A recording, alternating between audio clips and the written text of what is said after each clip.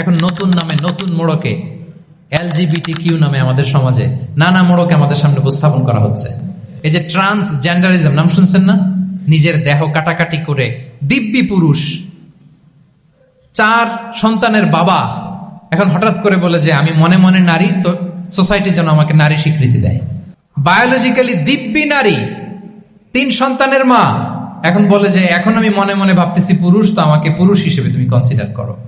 আল্লাহর দেয়া ফিতরাত, এই যে বলছে উল্টায় ফেলতেছে, এই ফিতরাতকে ধ্বংস করার সবচেয়ে জঘন্যতম এই নতুন যেটা বাজারজাত করা হচ্ছে যে আইডিওলজি, এটা হচ্ছে ট্রান্সজেন্ডারিজম।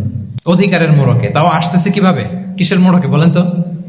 রাইটস এর কথা বলে, যেটা একটা রাইটস। এজন্য সম্মানিত সুধীমণ্ডলী, শালীনতার কোনো বিকল্প নেই। If you want to take care of yourself, if you want to take care of your family, your society, you have to maintain modesty. কোনো বিকল্প নেই, সাবধান হইতে হবে আমাদেরকে।